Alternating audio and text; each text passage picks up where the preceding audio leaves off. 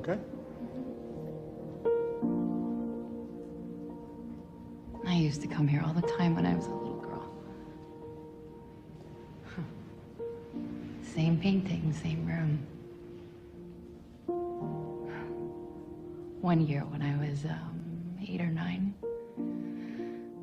there was this woman in here who was just staring at the painting. I mean, she must have been here for hours.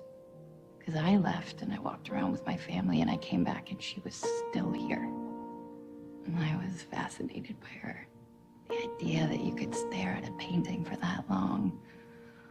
I felt so sophisticated, so adult. And I remember thinking that I couldn't wait to grow up so I could come back here and be just like her. So I could see what she saw in the painting. So I could take as much time as I wanted trying to figure out what I was seeing. Well,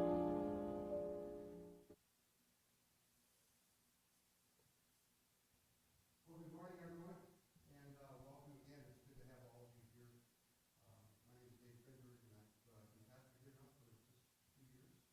And if this is the first time you're tuning in, watching us, we're glad you're here.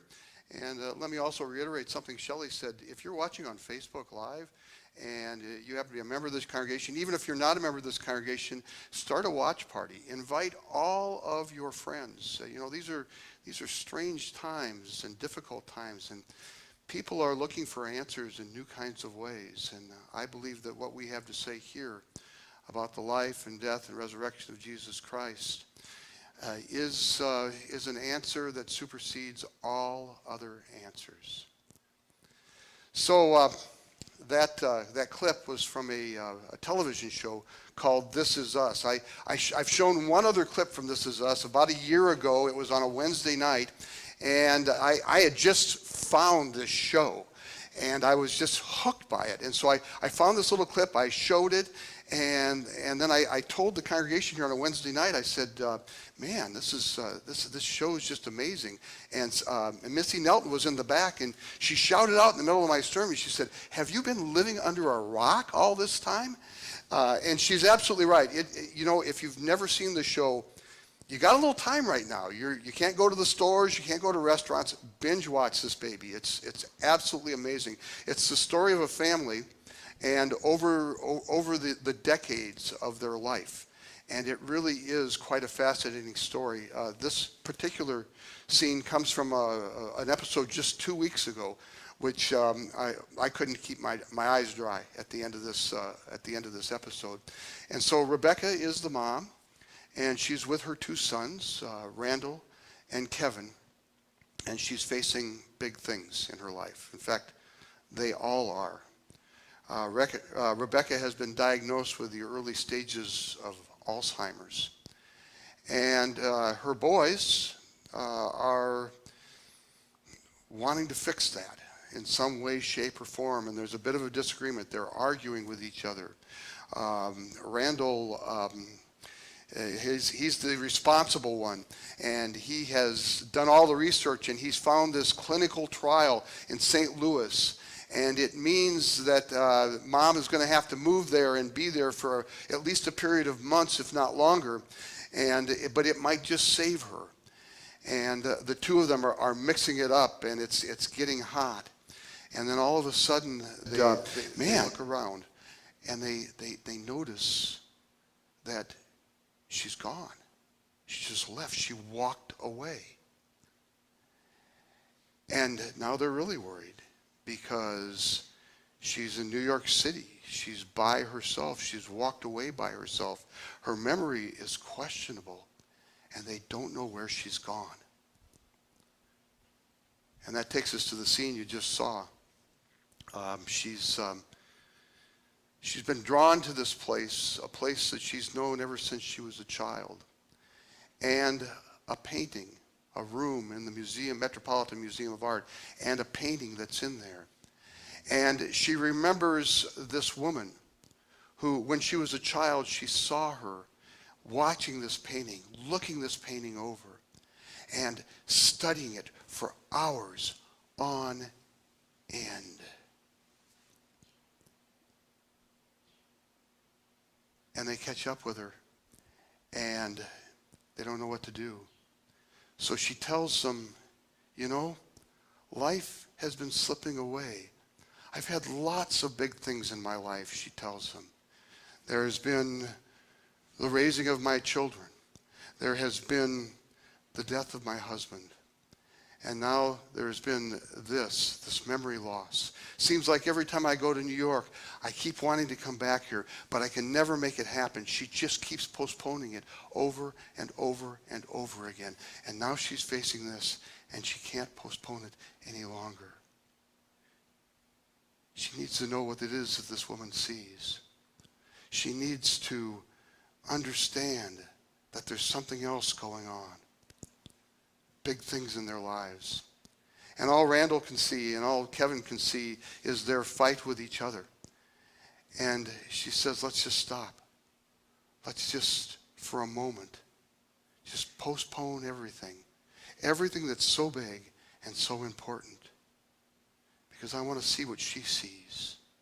I want to see what she has discovered that has kept her there for all those hours. I mean, think of the people who have walked through that room over and over again. Some of them stop and look for a few minutes. Most of them just pass it on by. But there's something there, something bigger than the Alzheimer's, something bigger than all the big things that have touched her life, something that is life-defining. And she wants to know what it is. And so she's come to this place, and she's asked them to stand there with her and simply watch the painting to see what that woman saw so long ago, and maybe they would see it too. Let's sing.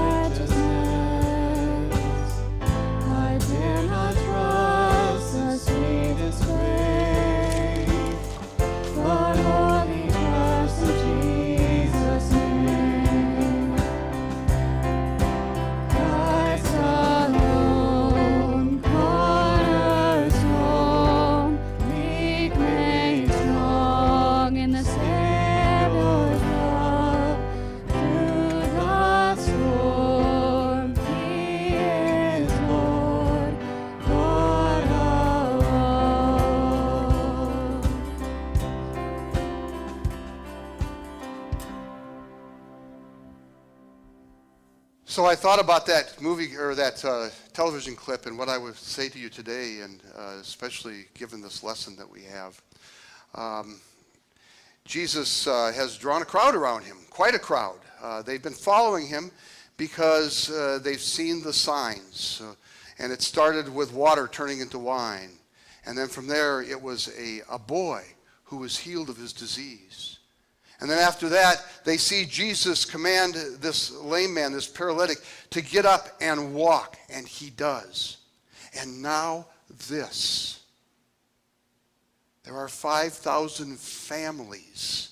I know it says 5,000 men, but basically what that is, heads of households. There are 5,000 families, and they are hungry. And Jesus tells the disciples, how are we going to feed them? And the disciples start counting up the costs. They said, even if we could put together a year's salary, there's no way we could go out and buy food enough for each of them to have even just a little bit. And so Jesus sets them down in the grass, and he has what's available to him. He takes what's available to him. 5 loaves, 2 fish, and you know the story. He blesses it, he breaks it, and he hands it out. And there is food enough so that everyone, every man, every woman, every child, all 5,000 families are filled to the top. Their hunger is completely satisfied. And then he tells the disciples, go out and pick up the leftovers. And when they do, there's 12 baskets full, one for each disciple. And that's why they're out there following him. They have lots of big things in their lives, all of them, all these people. And they see this and they think to themselves, if this man can satisfy our hunger like that, imagine how he could fix all the other big things in our lives. And so they chase after him. They decide they're going to make him a king. And they're in a hot rush to make it happen. And then all of a sudden they look around and they realize he's gone. He's disappeared. He's left them in the dark of night. Because you see, they're missing the point. Yeah, they're seeking Jesus, all right. In fact, this is not the first time people are seeking Jesus in John's gospel. It happens all over the place. 23 times in John's gospel, that word seek or seeking appears. So chapter 1, Jesus, he sees Andrew, who's about to become Jesus' disciple. Andrew doesn't know that at the moment, but Jesus goes to him and says, what are you seeking? And then chapter 18, another one. He's in the Garden of Gethsemane. And the guards have come, and they have come to arrest him. And Jesus says to them, who do you seek? And then chapter 20. Mary comes to the tomb. The stone has been rolled away. And she's looking for Jesus' body. She does not know what to think. And Jesus comes up behind her, and he says to her, woman, who are you seeking? And now here again in this lesson, it's the day after they've been fed. And they decide Jesus is nowhere to be seen. He has disappeared. They get in their boats. They travel across the Sea of Galilee to a place called Capernaum because they know the disciples went there. Maybe Jesus went there as well. And they are seeking Jesus. They're looking for someone who can satisfy them in their hunger. Someone who can fix all of the things, the big things in their lives that just for whatever reason are completely unfixable. And Jesus says, I know why you're here. You're here because I fed you bread and fish and that your stomachs are full. But you know what? That bread and that fish, those are just incidentals. They're not the real deal. They're just a sign of the new kingdom to come. And so Jesus says, if all I do is just give you bread, if all you do is just focus on the big things in your life right now, and I satisfy your hunger with bread and fish, it's not going to last. Pretty soon you'll be hungry again, and you'll be looking for more. And so Jesus says, stop chasing after those things. Stop looking at the troubles of your life and the trials and those things that look so big and thinking that making the next popular person king is going to solve those problems. Thinking that a little bit of bread that I have provided for you and a few bit of fish that I have provided for you is going to change things. It's not. They have been chasing after Jesus and wandering around him like all of those people in that museum room. And they walk by and they see the painting, but they don't recognize the masterpiece. It's not the food that he provides. It's not the bread. It's not the way he could potentially fix all of the big things in your life. It's about something much larger, much deeper. It's about a relationship with him.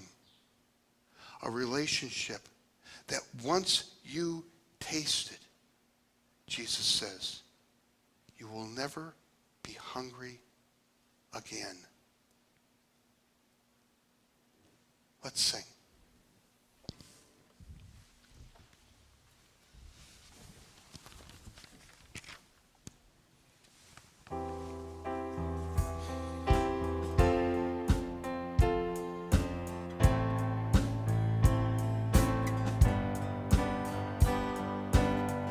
When darkness seems to hide his face, I rest on his unchanging grace. In every high and stormy gale, my anchor holds within the veil. Anchor holds within the veil. Christ alone, cornerstone, weak made strong in the Savior's love. Through the storm, He is Lord, Lord of all.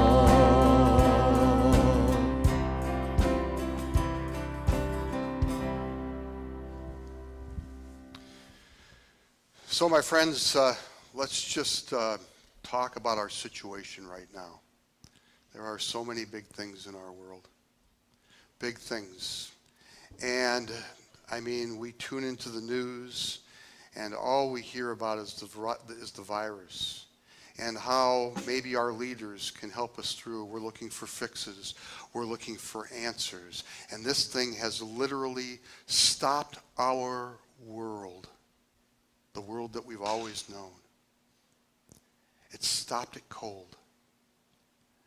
And it's created an atmosphere of fear. And it's created an atmosphere of anxiety and uncertainty.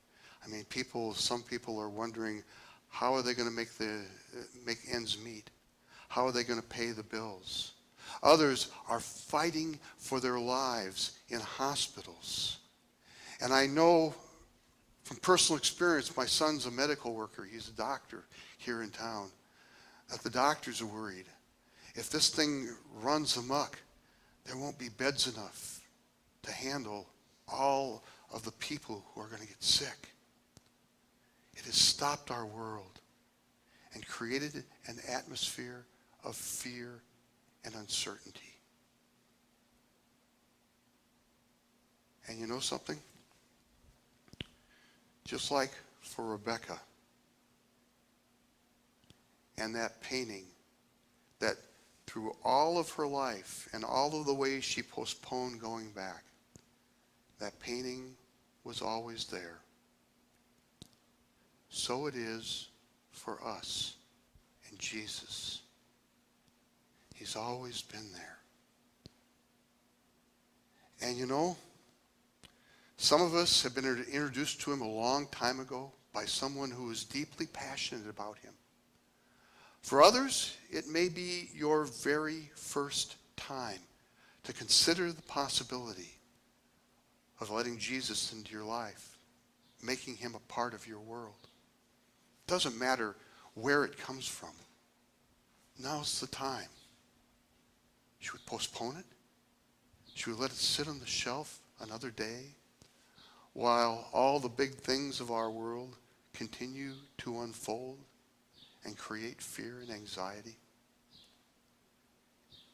Instead, what about this? He's been there all along. What about Jesus? Who do you seek? Who do you seek? I mean, with everything out there, he comes into our lives and he offers something so different. And he's bigger than all of the big things in your life. Way bigger. And he's bigger than all of the fixes that we're looking to right now, temporary as they all might be. And he comes into your world and he says, what about me? For when I come with a relationship that calms your fear. I come with a love so great that it sacrifices everything just so that you might be with the Father in heaven. When I come, all of those big things in your life are put in their proper perspective by the one who, once you taste of a relationship with him, will bring you peace and will feed you for an eternity so that you will never, ever hunger again. So let me ask you again. Who do you seek?